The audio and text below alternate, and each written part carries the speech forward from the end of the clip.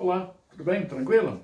Nosso assunto hoje vai ser sobre a expansão dos Estados Unidos, tá? A expansão está aqui, processo nosso vai ser você sair da região do Pacífico, chegando até a região do Atlântico, tá?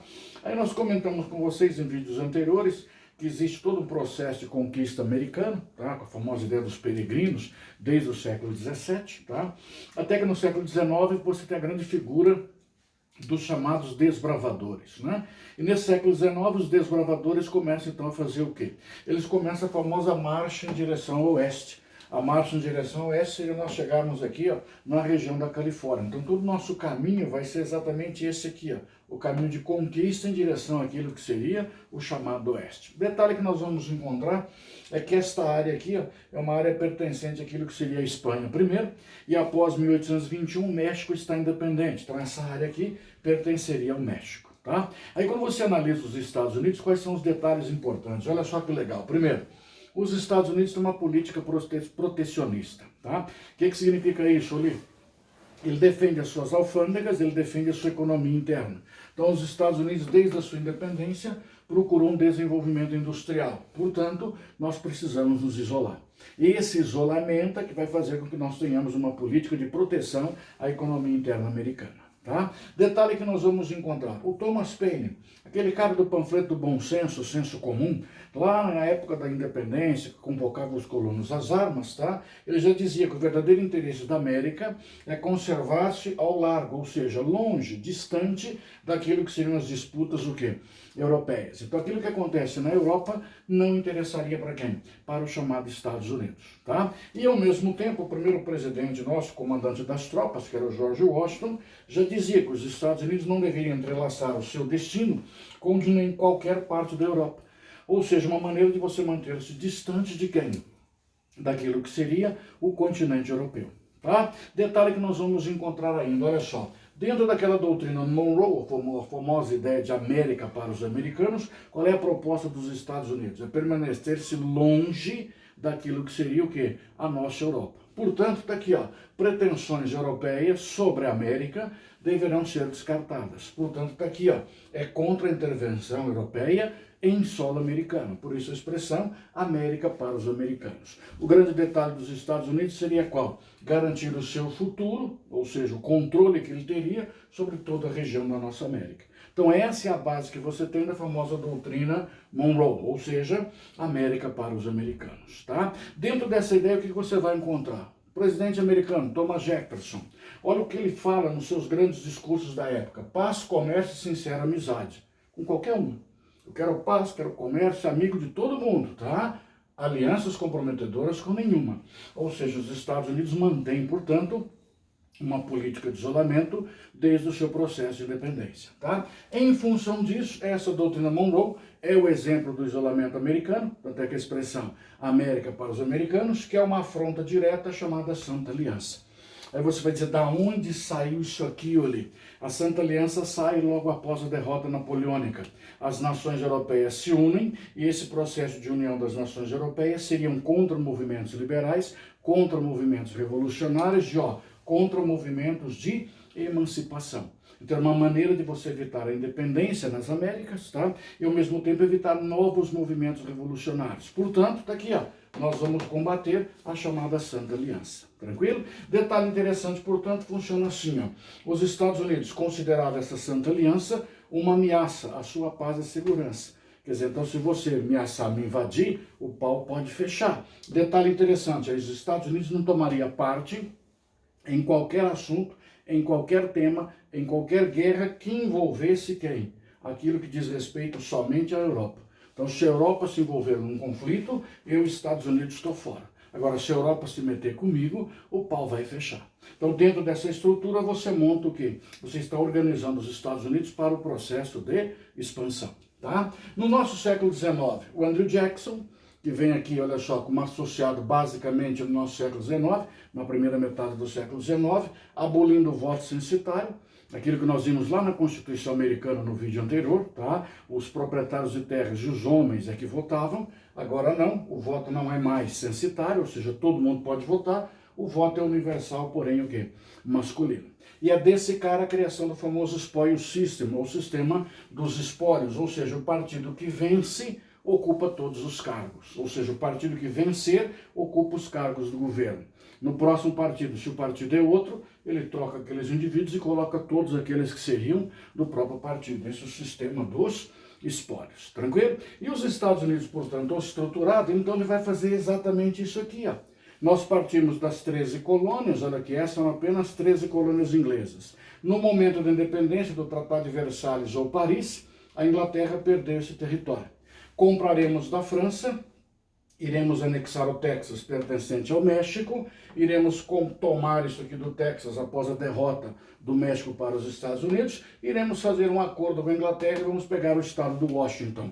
Não confunda com Washington capital lá, tá? Que é o estado de Washington. E assim os Estados Unidos vai completar o quê? Aquilo que seria o que ele chamava do seu destino manifesto, ou seja, o direito de dominar o quê? A nossa América, tá? Situação que nós temos, como é que funciona a guerra com o México? Então, primeiro raciocínio, começamos com o pepino do Texas. O Texas era uma área pertencente ao México. Qual é a proposta dos Estados Unidos? É simplesmente, desde 1826, ele começou a mandar colonos americanos para a região do Texas, tá? E diante disso, o que ele vai propor? Ele vai financiar a independência. Mas um financiamento assim, cara, ele não vai aparecer. Ele vai ficar escondidão, vai ficar financiando a guerra de longe. E o Texas se torna a República da Estrela Solitária. Então essa seria a ideia. No processo, os Estados Unidos anexou o Texas para ele. Mas por que ele anexou? Porque simplesmente ele lançou na época um corolário chamado corolário Polk. Corolário é uma consequência lógica inevitável.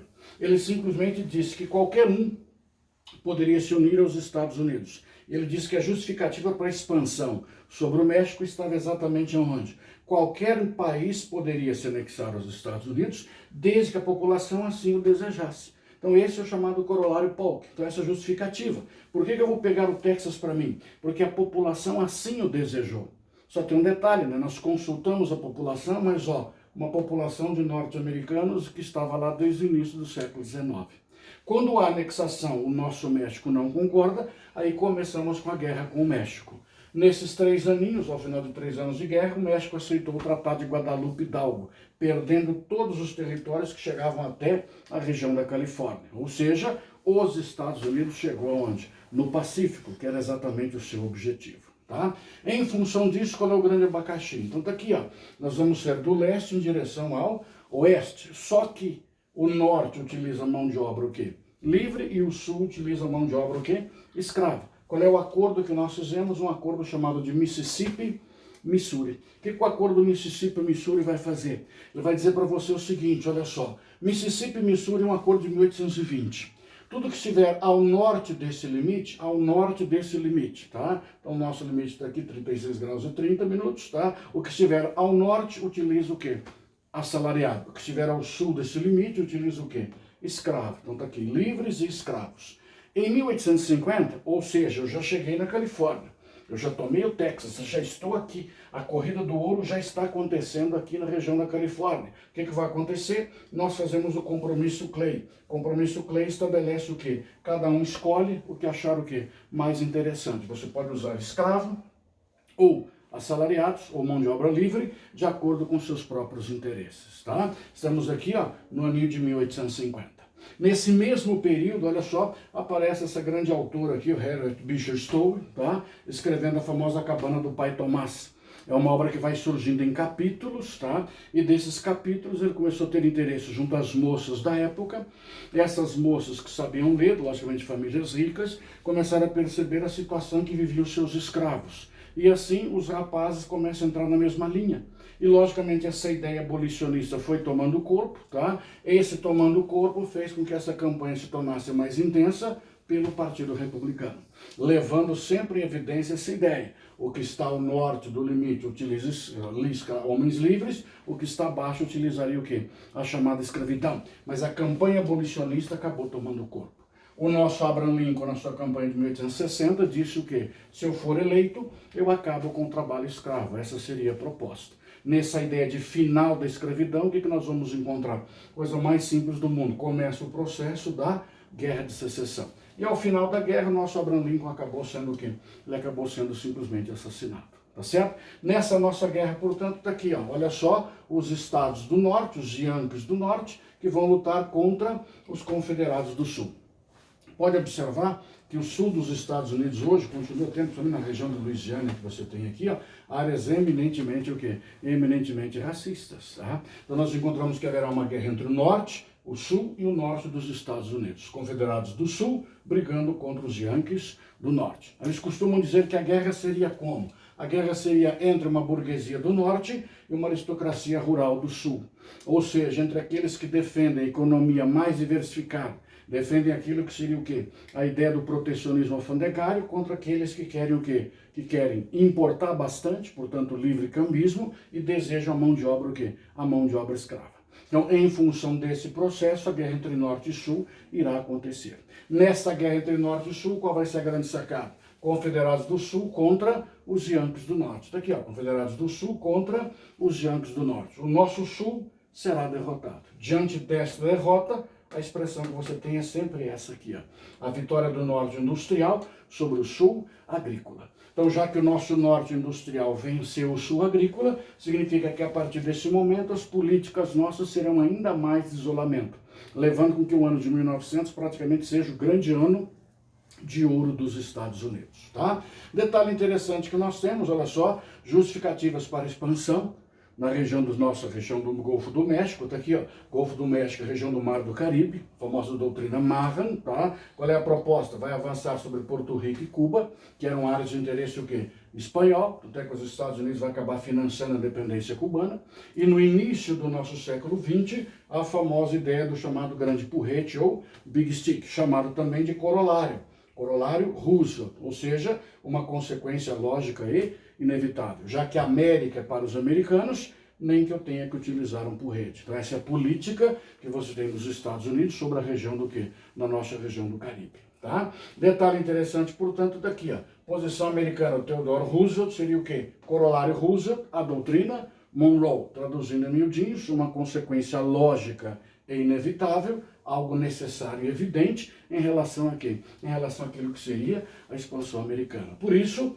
a política do Big Stick. Fale macio e utilize o quê? E utilize um porrete. Então essa é a política dos Estados Unidos, justificando uma intervenção armada por parte dos Estados Unidos, olha, para preservar, olha que legal, a democracia e restabelecer a ordem. Essa é a ideia. Estabelecer a ordem e garantir a democracia. Inclusive, os Estados Unidos chegou até a interferir numa guerra entre Rússia e Japão no início de 1905. Então, veja, a política americana é uma política o quê? Intervencionista. Tá?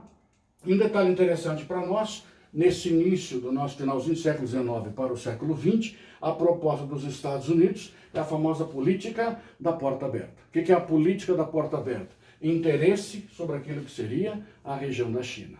Eu não quero privilégios, eu não quero igualdade comercial, mas eu não quero que você tenha privilégios na China. Portanto, é a justificativa para que as grandes potências pudessem também dominar a China.